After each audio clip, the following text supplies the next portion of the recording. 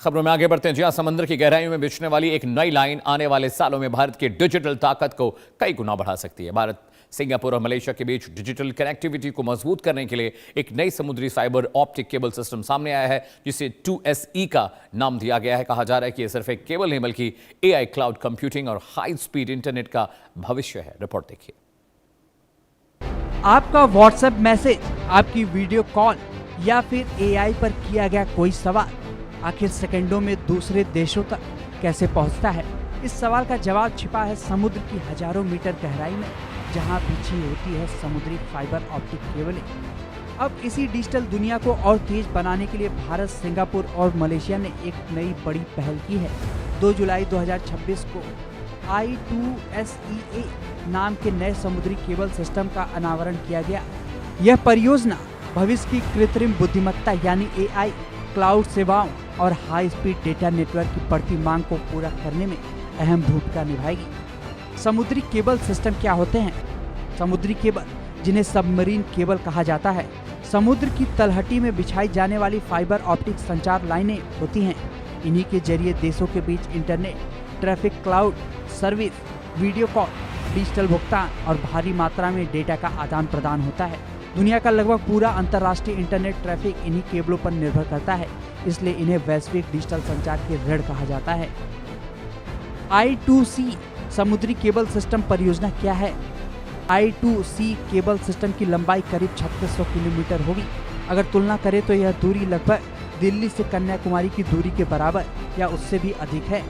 इसका मुख्य मार्ग सिंगापुर से भारत के आंध्र प्रदेश स्थित मछलीपट्टनम तक होगा।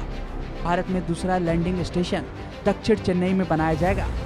मछलीपट्टनम को चुनने की वजह भी बेहद रणनीतिक है, क्योंकि यहाँ से हैदराबाद तक सबसे कम समुद्री दूरी उपलब्ध होती है, जिससे डेटा ट्रांसमिशन तेज और प्रभावी होगा। लेकिन सवाल है, इस नई केबल की जरूरत अभी क्यों पड़ी? जवाब साफ है, दुनिया तेजी से AI युग में प्रवेश कर रही है। AI model training, cloud computing, data centre और हाई रिजोल्यूशन स्ट्रीमिंग सेवाओं के कारण डेटा खपत कई गुना बढ़ चुकी है। पुराने नेटवर्क पर दबाव बढ़ रहा है और कम लेटेंसी यानी कम विलंब वाले तेज नेटवर्क की मांग लगातार बढ़ रही है। यही वजह है कि नई हाई कैपेसिटी केबलों की जरूरत महसूस की जा रही है। परियोजना में कौन कौन शामिल? इस परियोजना में लाइटस्टॉर्म, माइक्रोसॉफ्ट और टाटा कम्युनिकेशंस जैसे बड़े साझेदार शामिल हैं। जापान की NEC कॉरपोरेशन को सिस्टम निर्माण और तकनीकी आपूर्ति की जिम्मेदारी दी गई है। वहीं सिंगापुर स्थित आसियान केबल शिप समुद्र में केबल बिछाने का काम करेगी। इस पूरी परियोजना में मलेशिया की भूमिका भी अहम है। मलेशिया दक्षिण पूर्व एशिया के डिजिटल नेटवर्क का एक महत्वपूर्ण केंद्र है और यह केबल भारत, सिंगापुर और मलेशिया के बीच डेटा रूट को मजबूत बनाकर पूरे क्षेत्र की डिजिटल कनेक्टिविटी बढ़ाएगी।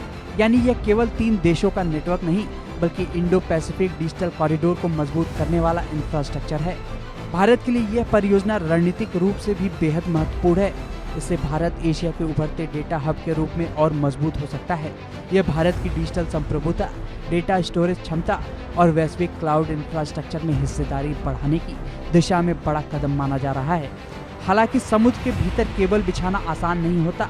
समुद्री भूकंप, जहाजों के एंकर, समुद्री कटाव या जानबूझकर की गई तोड़फोड़, ये सभी ऐसे खतरे हैं जो केबल नेटवर्क को प्रभावित कर सकते हैं।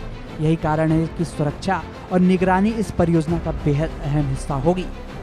AI और क्लाउड को कितना फायदा? यह केबल सिस्टम खास तौर पर हाइपर स्केलर कंपनियों, GPU इंफ्रास्ट्रक्चर प्रदाताओं और AI प्रशिक्षण से जुड़े बड़े डेटा वर्कलोड के लिए तैयार किया जा रहा है। लाइटस्टॉर्म का अनुमान है कि इस परियोजना के बाद भारत में उसके जुड़े AI और क्लाउड जोन 19 से बढ़कर 29 हो जाएंगे।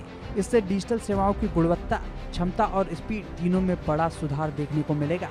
कुल मिलाकर I2SEA केवल एक केबल परियोजना नहीं, यह भविष्य की डिजिटल अर्थव्यवस्था, AI क्रांति और हाई स्पीड इंटरनेट युग की नई लाइफलाइन बन सकती है।